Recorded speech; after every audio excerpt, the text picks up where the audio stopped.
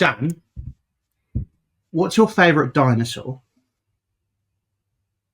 It's got to be the T-Rex. Is it really? That's so vanilla.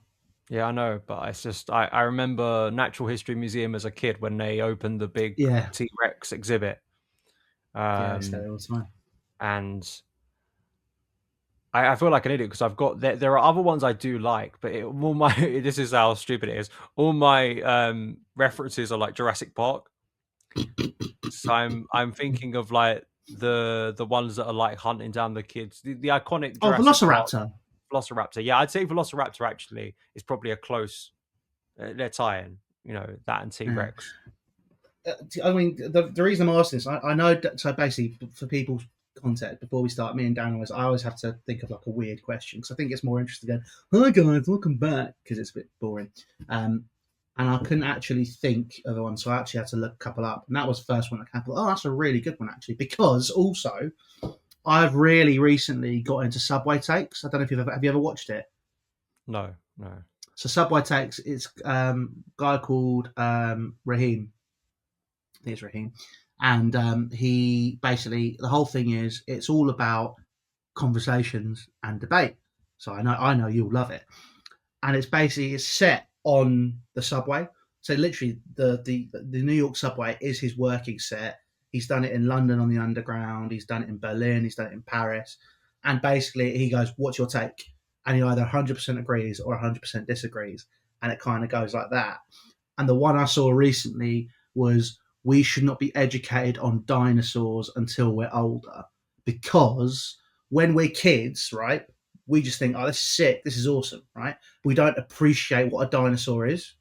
Whereas now, it's like you look at it and you go, holy shit, like those things are real. Like there were these big fuck off lizards that used to walk the planet and were just like in the same place we are taking massive dumps.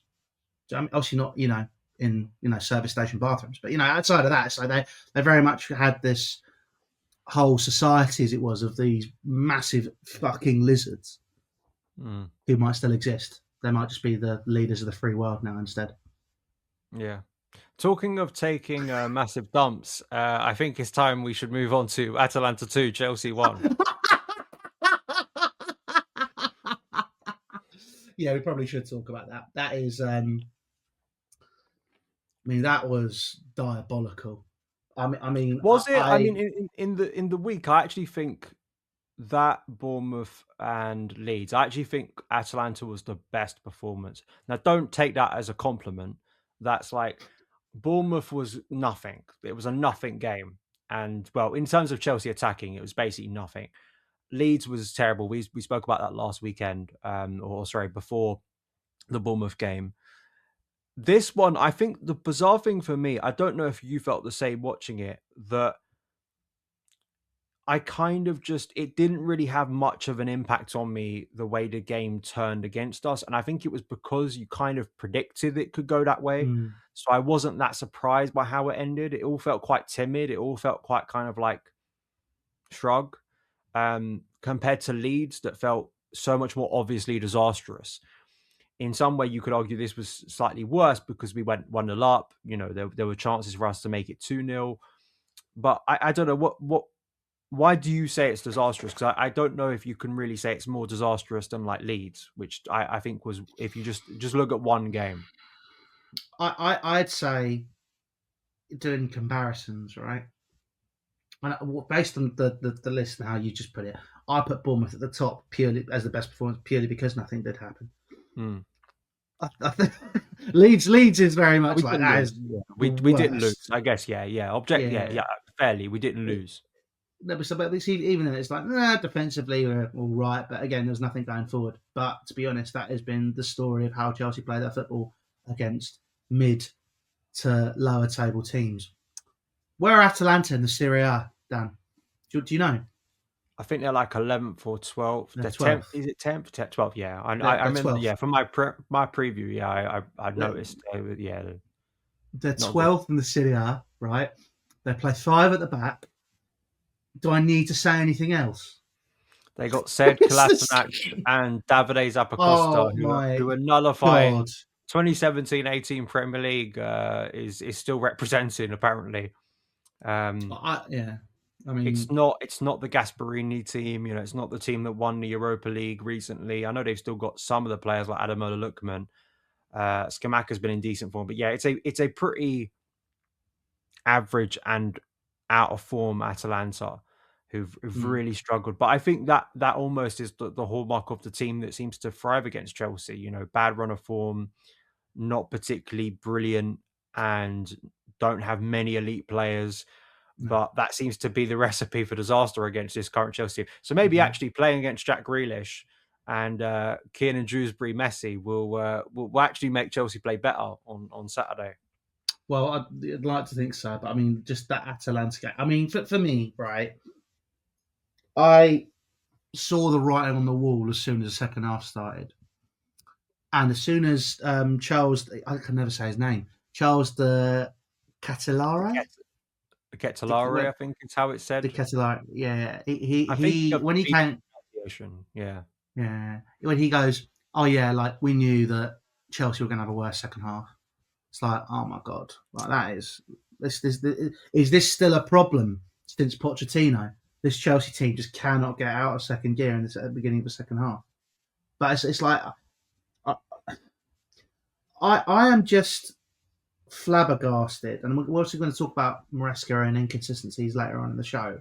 But just strictly on this game, right? Malo Gusto is playing at number 10 when Chelsea were chasing the game. Can we just just take that in, right? And just go, right, okay. When you've got on the bench Andre Santos, Esteval, actually, let me get the bench up quickly. Even Bonanotte was there, and I think Bonanotte, Mark yeah, Gear was the other attacker. Those were the attackers left on the bench. I think by the time Garnacho would have come off the bench. Garnacho yeah. didn't start, So did he? So yeah, he came off the bench. So yeah, that no, was the closing. Those were the batch of attackers or attack-minded players that Maresca didn't use from his bench. this is it. But this is where I get annoyed. Where I mean, me and you had a running joke last year that Enzo Maresca was Teddy from Brooklyn Nine-Nine. Just this guy that thinks he's really interesting, but he's not. Um, he just reinforced that for me. And then also when he came out again, me and you and I are talking about Chelsea continuously improving, right? We're not expected to be in a title race. We're not expected to be at a certain point, right? But the December crumble was well and truly underway for the second year in a row. Well, it's And actually started way earlier than like last year. We at least got to Christmas Day feeling yeah, like, okay, this is all right, and then it pretty much started right after Christmas up until about yeah, March when we clicked back into gear in April. So yeah. But it's a case of you had this situation, and he's going, oh well, we're not in a title race anyway. We're not this, we're not that. And then you look at this Champions League game and this Champions League run, right? If you think about the points where Chelsea have dropped them, right? Chelsea's last game is against Napoli, who have just lost 2-0 to Benfica, right? Chelsea just about got past Benfica because of this horrendous, tedious football that we play, right? It's not smart. It's not intelligent. You're playing against side in the low block. Naturally, you want to try and hit them on the transition like they'd hit you on the transition. You want to be quick rather than retaining all of the ball and waiting for them to sit there, right? It's just logic. Like I got in an argument with the score about this game when on the final score show saying, well, do you think you know better than Enzo Maresca in terms of tactical nous? Being brutally honest, in the case of when you're drawing a game and you put on six defenders, or when you lose a game, sorry, and you put on six defenders, yeah, I do know a bit better. And you're putting one of your defenders in the number 10 position. It's not smart. It's not intelligent. It's just extremely stupid. Extremely stupid. It's overthinking for the sake of trying to think you're Pep Guardiola. mm. You're not Pep. This Chelsea team is not that City team in the when they are growing. It just baffles me, and that performance just summarised it because it annoys me even more after you have such good performances against Arsenal and against Barcelona that you go and do what you've done for the past past year, really, the same problems, and this Mm. the stubbornness not to adjust. Like if you don't, it's life is adapt or die. If you don't adapt, you're gone. It's that simple. So why are we consistently in this position that we are now? It makes no sense to me. I was having a conversation with Rob Prattley and I think Chicago Dimitri on Twitter about this, and it was they were responding to something I tweeted out about the kind of the dead end feel of Maresca's approach in these kind of games, and Rob brought out a really good point in the sense that, like, if you think back to the Club World Cup, and I think you've even mentioned this before, like how there was an excitement about the kind of experimentation that Maresca was Hmm. doing. It almost felt like he was using the Club World Cup as kind of a bit of a pre-season because he didn't have one. And, Cucurella wasn't religiously playing as an inverted fullback. I distinctly remember the game against Benfica, that really long game. He was playing as a wing back. Mm. Sometimes we'd have 2-8, sometimes we'd sit in a pivot, sometimes Gusto would overlap, sometimes he'd invert. Although I think when he overlaps, it's far more impactful. But there was a sense of fluidity, and there was a sense of a team trying different things and trying different methods, going man to man, sitting off. Obviously, the perfection of the PSG performance, but Chelsea weren't just playing PSG every game up to the final. They played a variety of different teams who offered them different problems. They played against a free back, I think, in both Benfica and Palmeiras. I think Palmeiras even went to a back five against Chelsea, and Chelsea found a way past them. And although Maresca has absolutely struggled because and been hurt by the fact that Palmer has not been available basically all season, only in last couple of weeks he's got back to fitness. And that, of course, is a huge, huge loss for any team, and you have to take that into account. And we've had other injury problems. I think the issue and the concern is, as you've rightly pointed out, is that the general nature of the way Chelsea are struggling is not isolated just to this season. It's not a freakish new problem that has arisen post the Club World Cup. We it's not like we were exceptional at breaking down low blocks, and then the Club World Cup post that into this season has suddenly meant we now have no ideas about it. I think that's the problem. I think what people are rightly diagnosing about Chelsea is that there has absolutely been tangible and really exceptional improvement in a certain type of game environment where Maresca seems to really gets this team to perform in a really, really high capacity. But the issues that were there last season have only been compounded really and only continued this season. And I think that's the real problem, and why I feel like he needs to have a rethink of Chelsea. I just either he needs to find a way to make what his ideals, his kind of plan A, work better with this current group of players, or he needs to radically rethink what Chelsea are doing. He needs to adapt. And I think the frustration for me is Maresca proved that he could adapt at the end of last season.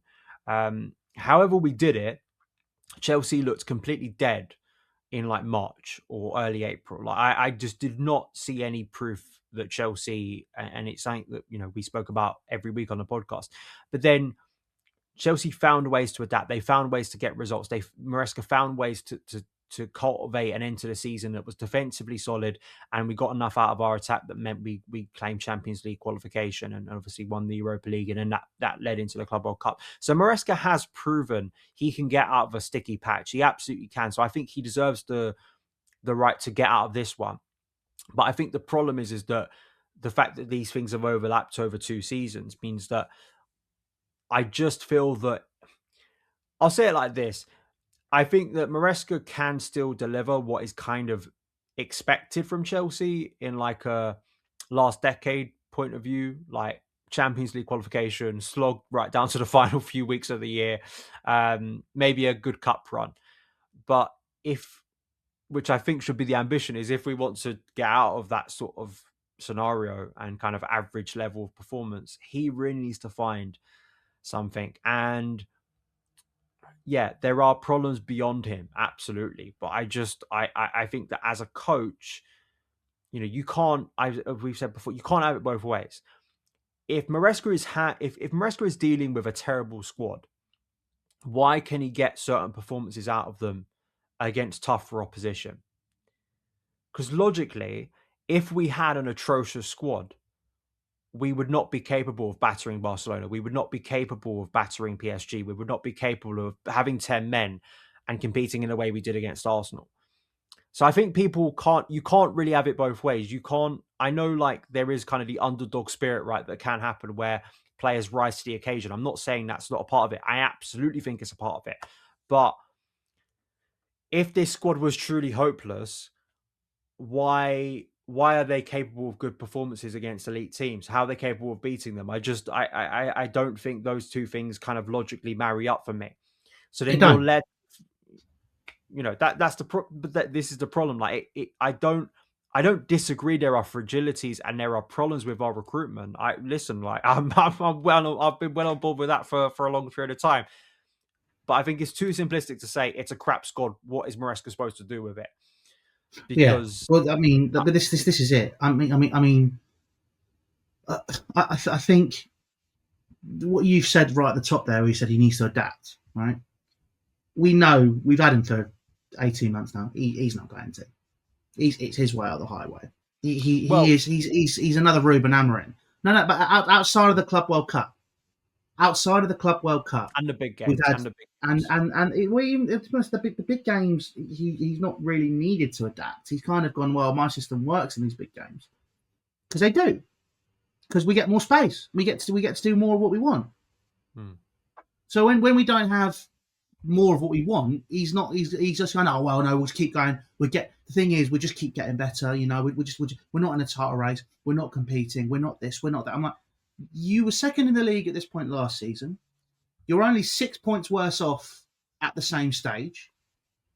Which, granted, we can talk about the fact that Levi Colwill was unavailable, that Cole Palmer's been unavailable for an extensive period. But the whole purpose of this squad build, right, was to make up for that, was it not? To have the depth. So that's why we bought João Pedro. That's why we've got Bonanotte. That's why we've got Esteval. That's why you've got Jorel Hato. That's why Badia Shields coming back into the squad. That's why there's supposed to be depth, right? And I'm not saying the depth is high quality. I mean, my feelings of João Pedro, and I stand by it. What I said in the summer, and I was right. It's very much a case of I look at it and I go, well, if there's a real opportunity for Chelsea to build and to push forward, then they really need to maximise that far better. And the fact is, they're just simply not doing that. And Enzo Maresca and his stubbornness, and again this diet Pep, because I mean everyone's talking about how Pep Guardiola. If I'm going to be very honest, right, it's him or Fergie is the best manager to ever grace the Premier League, right? Hmm. It's either or, right? And you talk about other coaches and sort of and their philosophies and how people have followed them, like Cruyff to Pep. You've kind of gone is one of the very few where there's been an upgrade in terms of quality, in terms of who they are, right? Maybe Van Gaal to Mourinho. You look at Bielsa and his disciples. Is Pochettino better than Marcelo Bielsa? No, not really. You think about Shankly, Paisley, Liverpool, that whole dynasty, all that sort of stuff. Like this whole, he's a disciple. Oh, isn't he amazing? Oh, isn't this great? Yeah, but he's not as good as him. So for me, the excuse of people going, oh well, if you look at the City team when they were building, yeah, the City team were building, but guess what? They was buying proven players or players that were just about to hit their prime for the same price that we're paying for players that are nowhere near it.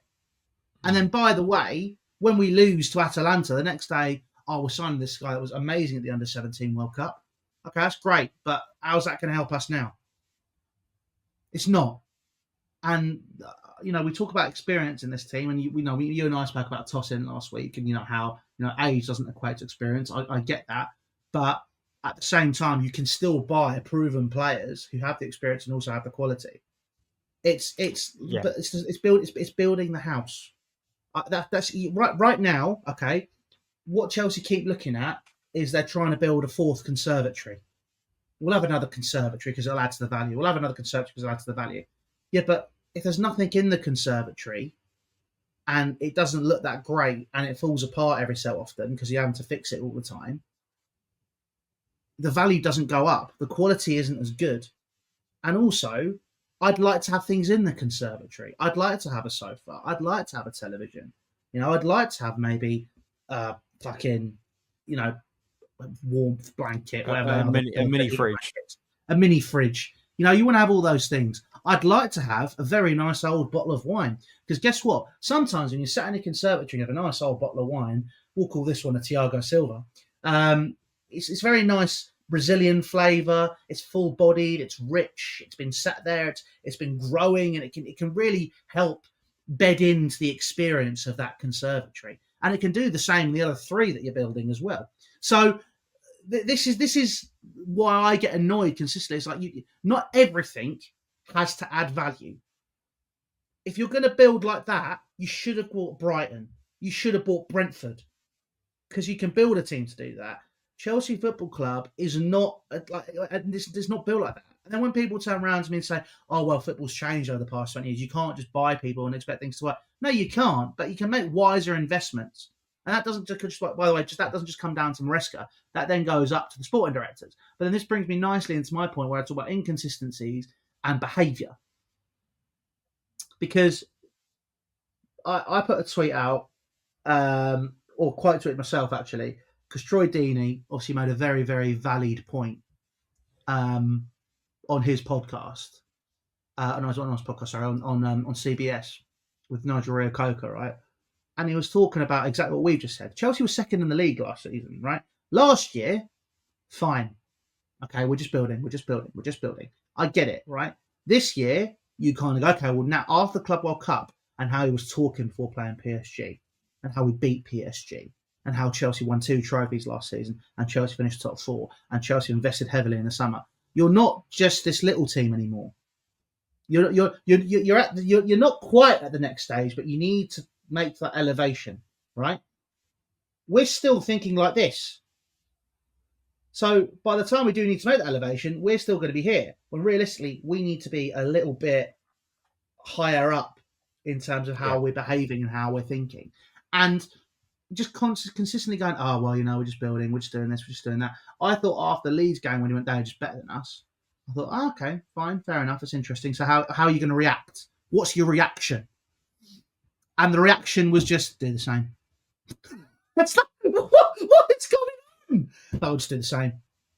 Oh, it's not quite the same because we're slightly better and this happened and that happened. Blah, blah, blah, blah. So no. But overall, what Chelsea did and their behaviours have been the same throughout this season and throughout the vast majority of last season.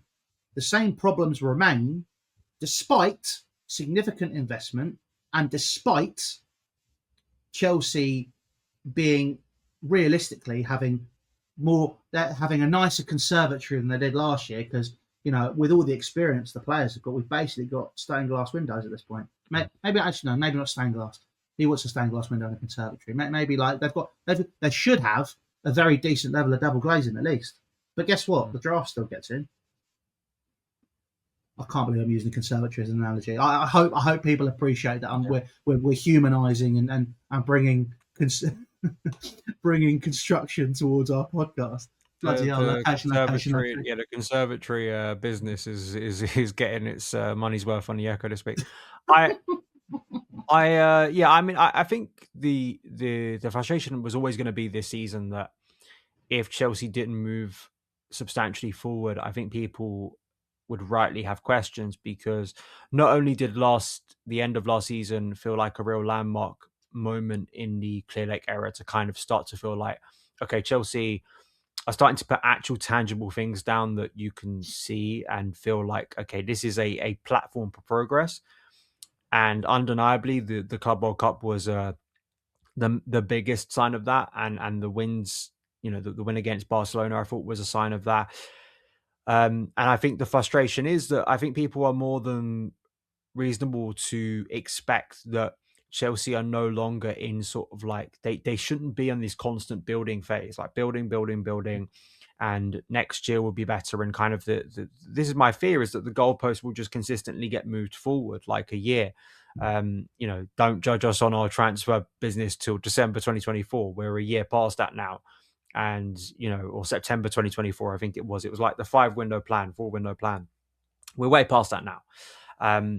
Maresca is into his second season. I think he earned that second season, but with second season, there should be less tolerance in kind of, it's just your first season. Like there's evidence behind him now. And there is a problem in the sense that, like, is there anyone that could instantly replace Enzo Maresca as a head? If you're someone that's to the extreme of Enzo Maresca and you're ready to, I'm not in this position, but you think he should be replaced. You don't think he's good enough, and you've seen enough to make that judgment call. As Louis, I'm sure is not of that mind right now. Is there an obvious candidate to come in and replace him and be an instant upgrade, as there was when, as someone pointed out to me earlier, Thomas Tuchel was there in 2021 when we replaced Frank Lampard. And I have to say, I have to kind of agree with them that there doesn't seem to be someone right now that I'd look at and go out there and go, yeah, that is absolutely. I mean, maybe I'm forgetting someone, and maybe someone may, as Again, we know, two people, two, but I mean they're not available per se. But I maybe not right now, but I think Frank in a year or two, absolutely. Because not only does he want to play a fluid style of football, but he also yeah, he yeah, also unifies the fans, which is something which Maresca doesn't do. Yeah, so there'll actually be a unification, and then Cesc Fabregas will do exactly the same thing. Yeah, but I think those Two, two are let's take emotion out of it. I think those two are the fan favorite, emotional. We all get behind them and rally behind them, and that's kind of the dream scenario of those working out.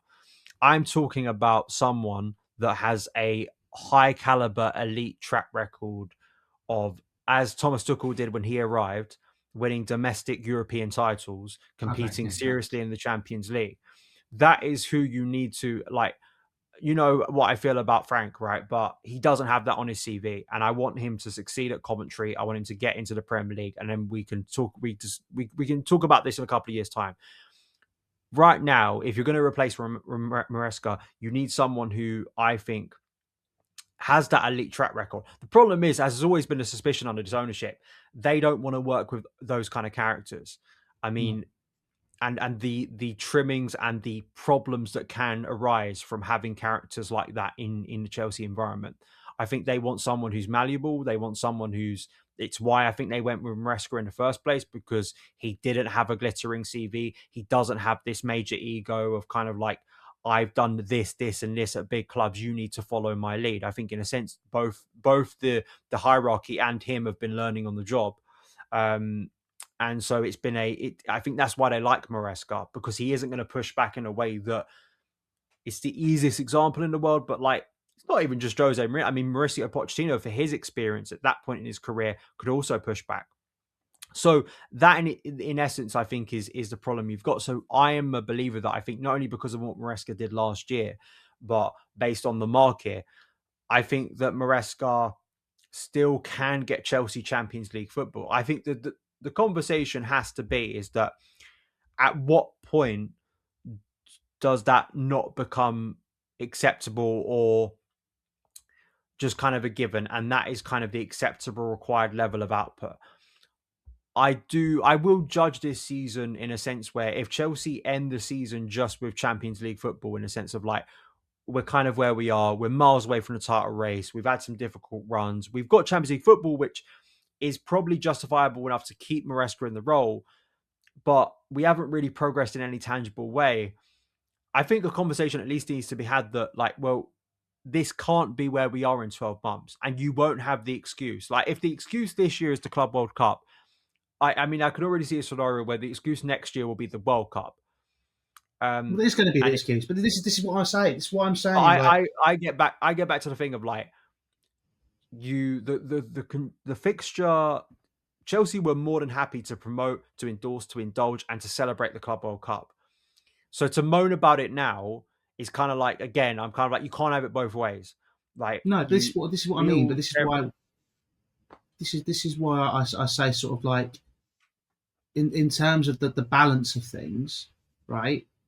You talk about the quality of coaches. This is why I look at Franco, I look at Cesc Fabregas, right? And by the way, I'm just going to caveat all of this by saying I'm not saying Enzo Maresca should be sacked at all, by the way, because again, I'm with Dan where it's like, okay, is it going to make a massive amount of difference straight away? No, right? But unless he starts actually engaging with the fans more, which he won't, or if he actually looks like he's going to adapt and build with the tools that he has, which he won't, um, there is going to be more and more disgruntled people. And I get that, you know, as fans, we are quite fickle, right? We will be, where you kind of do turn around and sort of go, oh well, you know, um, this is done well, isn't it? Okay, let's just get back into it now. It's really good. We're really happy at the moment. I think Dan and I thought we felt the way at the Club World Cup. We felt that way a couple of weeks ago. We felt that way after Liverpool, I'd argue. But the rest of the season, and even that game against Fulham last year, you listen back to the voice note review of that Fulham game, right? Dan sort of going, massive game, really important.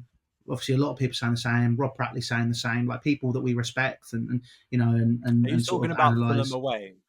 Yeah, The two, yeah, well, yeah, okay, yeah. yeah. You listen back to the voice note review. I'm still pissed off. I'm like, why are we in this position? What's going on again? And the same things are happening. Like Bournemouth, I was like, I didn't even know what to say, so I had to do the voice note review the next day. I was like, what do you say about a 0-0? Fuck all, nothing. There's nothing you can say about that. And then other games this season, like Wolves in the cup, I was pissed off because we shouldn't put ourselves in that position. Other games where we kind of just about scraped through. Chelsea have not looked convincing, apart from the week against Arsenal and Barcelona, at any point since the Club World Cup. Any point. Yeah, I mean, you can West Ham, we battered them, but I guess that's the West Ham of it all. Like, like even Liverpool's been able to beat them this year, so it's kind of just West Ham in it. Go through the performances. I mean, we did batter Ajax, but again, Ajax have kind of been terrible this year, so I feel like we capitalised on them. Um, Wolves are bound for the championship. They're atrocious. They're getting But battered by even the first half of that game, we made hard work of it. We talk about the Premier League game, yeah, the one at home. yeah, yeah. Yeah, we made hard Burnley, work I of mean, that first half. Burnley was a Burnley professional made away hard work. performance in a sense, Mm. but that second half was kind of going in a concerning direction until Mark Guiu individually, and we it wasn't just an individual goal. It was a very good collective second goal. But I would have feared if we would have gone into added time just 1-0 up, of how that game would have played out. Yeah, Yeah, I completely endorse that. I think I've said it over and over again. I think our levels just haven't been good enough, and I think that what that means is it's why our form is so erratic, because the base level is just not, we're not on firm. You talk about construction and what were you talking about? Building if any annexes, if any building extensions. if any conservatory companies want to sponsor us for a Conservative, that's podcast, the one. Yeah, there's not firm ground that Chelsea have this year where you are kind of quite confident that the level of performance is, Arsenal don't. If you look at Arsenal's general level of performance this season, obviously very high, but even when they're kind of under par a little bit, as they were against Chelsea, as they were against Aston Villa, 9 times out of 10, you feel like they're still good enough to either still take a win or at least take a point from a game. Their level is kind of 6 or 7 every game. And in the current Premier League, that's good enough to keep you top. And to be honest, like you think of the great Chelsea teams, like their general level performance wasn't a 10 every week because it can't be. But there was a security within the sense, and that's the problem with Chelsea, and has been a problem yeah, with Chelsea for a while, is that there's just far too much fluctuation within good and bad.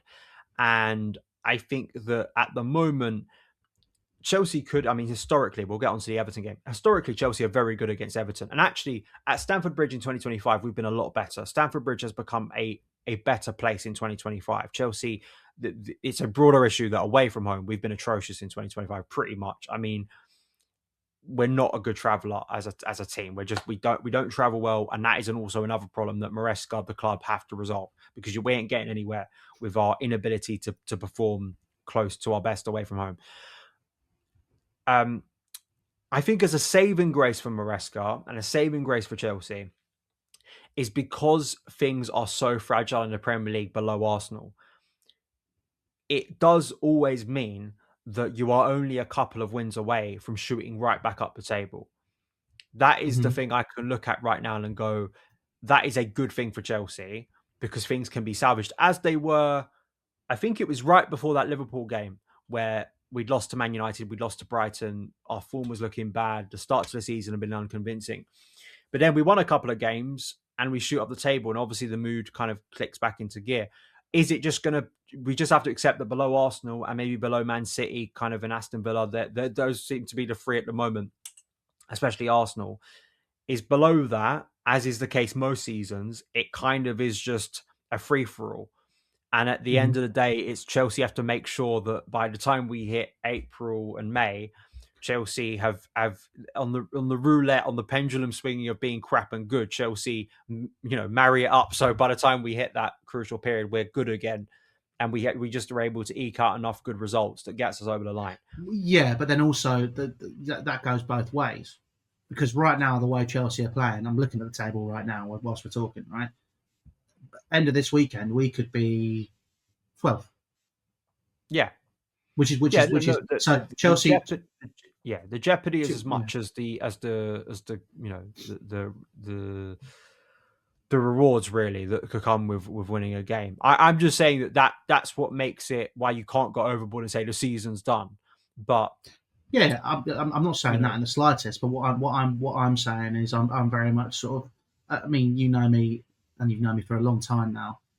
I am very much a glass half empty kind of guy, because I like to be proven wrong. I like people to come and say, "Well, look, this is happened. This is going really well." I'm like, "Yeah, fair play, good. I'm glad." But if it's going wrong, it's always a worst case scenario for me, because I want to kind of go, "Okay, well, how do you deal with that?" If you can't deal with the worst case scenario, then it just gets even worse. So, with all of that being said, you look at it, and I mean, I'm looking at our form, and I'm just comparing it to people around us, right? We haven't won in 3 games in the Premier League. Uh, Man United are undefeated in 3 games in the Premier League. They've lost one, drawn three, won two. Hang on, yeah, that's it. Um, Everton have drawn. Well, they've won four, drawn one, lost one. Brighton won three, drawn two, lost one. Sunderland won one, drawn two, drawn three. Sorry, lost two. Liverpool. But the fact is, right, that's what I find mental, right? We talk about how poor Liverpool have been this season, and I get, as reigning champions, yes, they have been poor. They're only 2 points behind us. yeah, I think that's mainly because they started the season very well, and because everyone else has been inconsistent, they haven't been punished really as much Hmm. by their really atrocious form. They actually probably, yet again, if you look at that form for Liverpool over the last 10 games, it hasn't been, it's been pretty atrocious. But that kind of again highlights the fragility of the current league, and all those teams you just mentioned. Erratic, right? They'll go through a winning. Man United will win a couple of games and then they'll drop again, and then they'll come back again. And it's that's. And I think the frustration is that Chelsea have not. I want to be in a place where I think Chelsea should be aiming to be beyond that Yeah, muck, really, like absolutely. that kind of that inconsistency. Like we should be putting ourselves in a position where we are no longer scrapping it out and kind of it's all kind of strapping sort of tape onto our team to try and cobble Yeah, something together to get yeah, Champions League football. I think there should be much more sustainability about Chelsea. I think we should have a lot yeah, more confidence in what Chelsea is going to turn up on a Saturday. I think I do have confidence what Chelsea is going to turn up on a Saturday, but that's not entirely positive, and that in itself is a problem. uh, Historically, yeah, we do very well against Everton at home, and hmm because we're at home, I feel a lot more confident about Chelsea than I do away from home. I think that's kind of undeniable if you look at our record. Um, it is an interesting Everton team, I think, Hmm. because they do possess obviously some players that kind of can put them out of the natural kind of I'm going to sit deep and do nothing for the entirety of the game. I spoke to someone who was saying that have it, can you really play a low block when you've got a player like Jack Grealish? And they actually have been a bit more of an expressive Everton team. Though I am someone that thinks that any manager worth anything at the moment is coming up against Chelsea, is playing a back five, is sitting deep, and is being really aggressive off the ball. Why would you not do that? Why? Mm. Why? Because you also other coaches will have noticed that when you don't do that and you try and play a game of football against Chelsea, you're asking for trouble. Hmm. Because that's where our strengths lie. Yeah. So why would Everton come to the bridge and he won at Old Trafford with 10 men Hmm. for And they look good as well. That's overnight? what worries me. That's what worries They me. I they mean, can play they can play a bit of football. So I wonder if that in a sense might aid Chelsea in a sense where it's like you look at kind of the way they play and they will be a bit more expressive because of some of the players they've recruited. Injai, Alcaraz, Grealish as a yeah, free behind God, the that's attackers. yeah, Dewsbury Hill good is quite effort. an expressive midfielder. He wants to get forward on and his best. Um, you look at the team that they last played: Pickford in goal, O'Brien, Keane, Tarkovsky, and Mikolenko as kind of a back three. Hmm. Sorry, a back four. I they bought Tyler Dibbling, a very exciting youngster from Southampton over the summer. Hmm. They But I wouldn't be. I don't think anyone should be shocked anymore when Chelsea come up against Everton, and either it looks like a 4-2-3-1, or more likely he's adding another defender or he's shifting someone around to Mm. make it a back three. Well, I Um, mean, I'm looking at this, right. The thing that terrifies me the most about this Everton trip, right. This is from BBC Radio Merseyside reporter Ian Kennedy. Stamford Bridge may not be high on the list of desirable away venues for Everton fans, given their record there. This is where I'm now going, and everything you're saying is just lining up, given Chelsea's current form and how everything's going for Everton at the moment this season. When you just mentioned a big game there with Man United. No victories at Chelsea since Paul Rideout scored the winner in 1994, 31 years ago. But at Manchester United, where they had not won since 2013, and Bournemouth, where they'd never won in the Premier League, they both got clean sheets too. So it was tough ask for them to win 3 games in a row. Just at the moment, for Everton, they seem to be history busters. That is just it. Just lines it all up. And I know what you're talking about. This is a David Moyes team we're coming up against, right? This is a team which is going to be right, as you're saying, defensively resolute. He might put an extra defender in. He might not. It's just a guy that goes back available. So mm, he might go to the standard back four. You're going to have Tarkovsky. You are going to have Branthwaite. Right. Who's going to deal with that? João Pedro going to deal with that? Nah. Is Mark Gear going to get the there's minutes no to deal there's with that? no Probably start. there's no Nah. Delap. There's no Delap. But I mean, to be honest, Delap would have dealt with it. But I'm sorry, he's probably more likely to get sent off. I'm kind of glad he's taking this moment out because he needs it clearly. Because that game against Bournemouth, by the way. I know we didn't really speak about it because obviously we do this this is released every Friday. His behaviour with Sensi, it wasn't an intelligent performance from him at all. So the injury he's now suffered is just an amalgamation of him being an idiot in the Bournemouth game, in my opinion. Mm. Um, so with the tools that we've got, how are Chelsea going to deal with it? João Pedro physically just is not going to deal with that. So it's going to be Mark Guiu. Is Mark Guiu going to give him the opportunity, given Maresca's current train of thought? Probably not, because he'll overthink it and he'll go, well, no, maybe instead of doing that, we're going to play these 3 little wingers, or we'll play Tyreek George up front again. Um, in terms of defensively, we're going to be on the ball a lot. Who's going to be playing? You'd hope it's going to be Wesley Fofana and Trev, but we don't know if Fofana's going to be available. We're recording this on Thursday, and we don't know if Fofana's going to be available after the injury at Atalanta. So if he's not going to be available, who's going to play alongside Trev? Badiashile, Shield, I'm not Yeah. adverse, but it goes from there. This isn't the Echo 11, by the way. This is just going through Yeah, well, bits. I think we should get into the Echo 11 because I think we can discuss these things. Because yeah, I think that's quite interesting. You know, because if Fafana isn't available, this is where Maresca really has to live up to his word. Because Hmm. if I mean, I think if he doesn't start Josh Achimpong, and God forbid he does another Tosin, I think he's just you're it really is getting into stupid levels now. Like it really is like you almost think it's trolling. You know, Well, if he that goes would feel like Tosin. that. Yeah, that would feel like when he obviously isn't going to get sacked. When managers start doing stupid shit when they know they're going to get the sack. Well, it's like Conte, right? In 17, Yeah, 18, like some of the stuff he'd do where he weren't making subs when Chelsea needed subs, and you got a sense the Conte one where he goes up to Man City, he asks all January for a striker, and he plays Eden Hazard up top, and we lump the ball to him. It's just, that it's kind of that kind of act. But no, so I think Rob Sanchez will start in goal. I am yeah. concerned that Reece isn't going to start this game.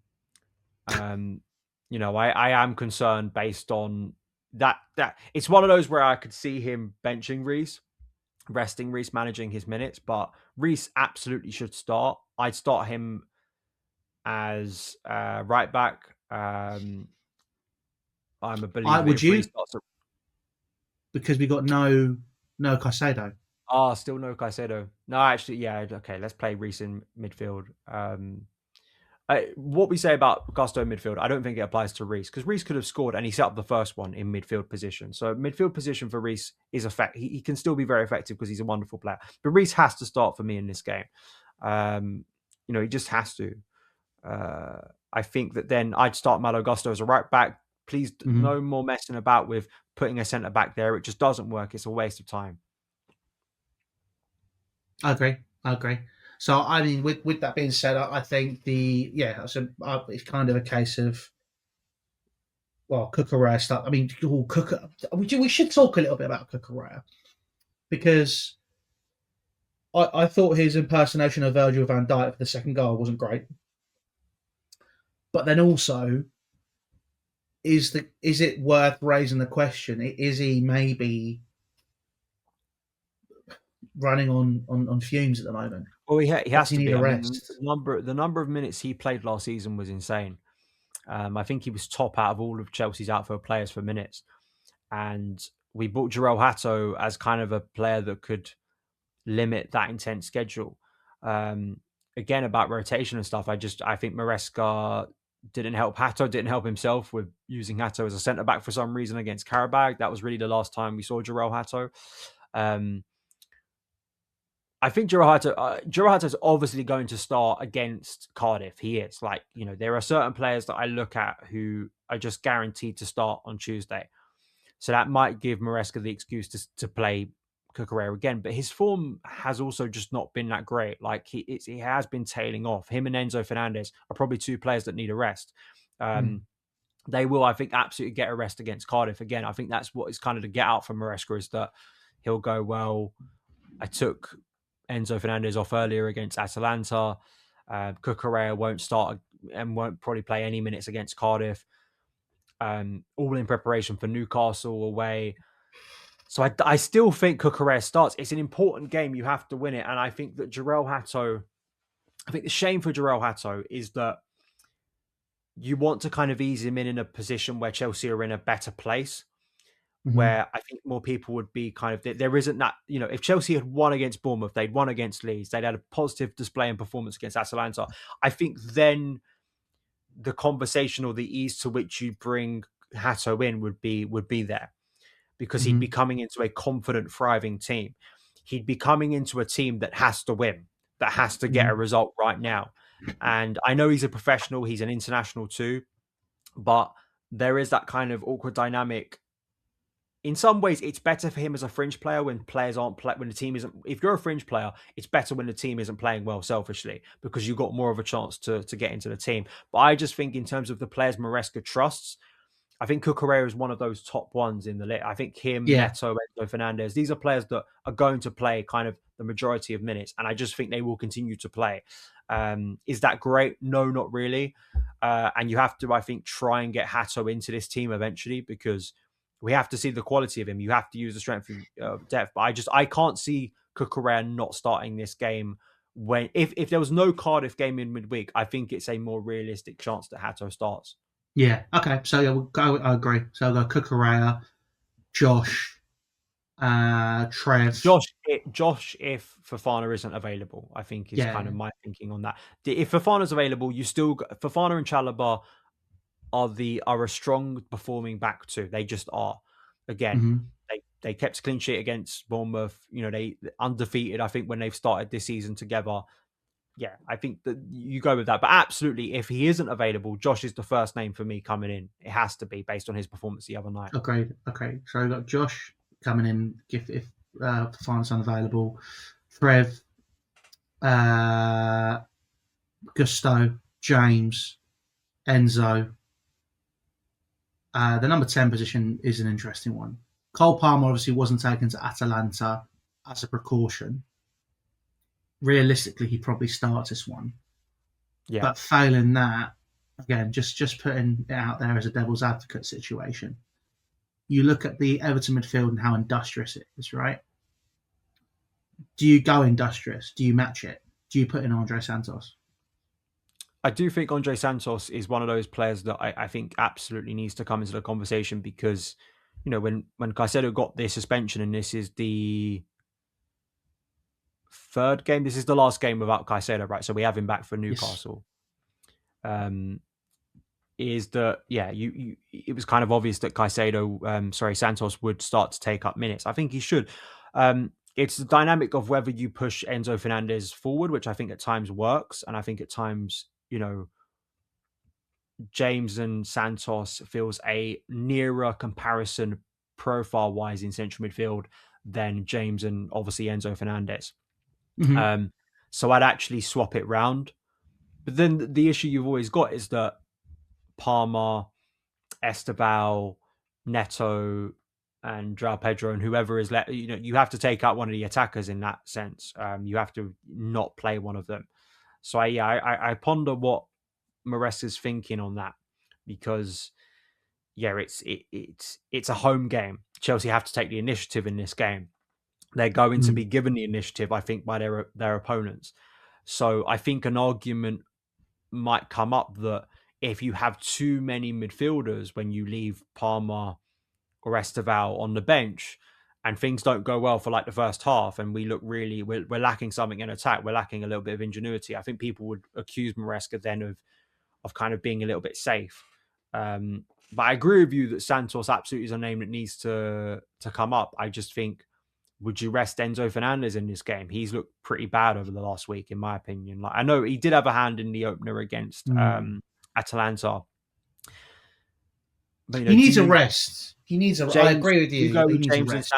James and Santos as Yeah. your start pair in central midfield, and then Enzo's just on the bench. Again, I can't see Maresca doing that. I I can't see Maresca playing a no. game like this and not starting Enzo Fernandez. I might be wrong, but I just can't see it. But I think I'd rather actually, as much as I know that Enzo Fernandez is a integral and effective player, is it just safer to go Santos James? That's your starting pivot, and then you're able to throw an extra kind of natural attacker further up the pitch. I think, to be honest, this is the Echo 11, and I agree with you. So the bald man has no bearing on this team. So this is the team that we'd start, and I think that Enzo Fernandez needs a rest, and we have the options to cover up for him. I think Andres Santos, in terms of the profile, is similar to Enzo. Maybe he doesn't have the key pass that Enzo Fernandez does, um, but I think in terms of a box crasher, somebody who can have an impact further up the pitch as well. I think that him and Enzo Fernandez are very similar. You've got Reece who can sit and tidy and do a very good job and has done a very good job at doing that. And I think will be an important player in stopping Jack Grealish down the middle. Um, and I think Gusto can deal with quite well. I think, and if Chelsea are playing the system they will probably be playing. It'll probably mean that Cucurella kind of comes inside. It'll be Gusto inverting. So that back three, I think, is susceptible to dealing with that sort of stuff. Not a problem at all. So I would go Andre Santos because I feel like the opportunity is there for him. My team, I'd probably go Cole Palmer in the 10. So I'd go Santos, James, Palmer. I'd go Neto on the right because it's Pedro Neto. I'd go Garnacho on the left. I know I'm starting Alejandro Garnacho, mental in it. And I'd go Mark Guiu up front. Mark Guiu purely because I think his physicality is something which will trouble the centre half pairing more, and also how erratic he is. And I think in terms of how erratic he is, I think that's a benefit in this case. But it also means that I think you've got Cole Palmer who can have that little bit more space, and also he's the sort of player that can pick that pass when Mark Guy is doing something stupid or mental. When I say stupid, I mean in an endearing way, not in what Leon Delap was doing. Um, I think that it'd be a benefit to Chelsea. And I think he's a player that can find that pass. So for me, it'd be very interesting to see what he picks, but that's what I'd go with. I'd disagree, and I'd start Esteval, Palmer, and Garnacho as my three behind the striker, and I'd go with Joao Pedro as my striker. I slightly disagree with you about physicality. I think he is a threat at set pieces. I think he can be good defensively at set pieces, aerially, and he's just coming off the back of a goal. Again, I think we need to see a lot more from Joao Pedro, but he has scored. It was, it's easy to forget he did score on Tuesday, and he had a chance later on as well. I thought he was a little. I thought in performance, I think it was one of his better performances in recent weeks. So yeah, I'd go with that. I think it's time to unleash Esteval and Palmer together. I think we've been waiting long enough to do it. You got to start doing it. And again, I worry that if we don't start Esteval, I think we might be in a Wolves situation again, where people start to look at the bench and go like, "Why isn't this guy starting?" He didn't play on Tuesday, so the argument again about minutes is non-existent. He literally is fresh to go, so I think he should be starting. I cannot disagree.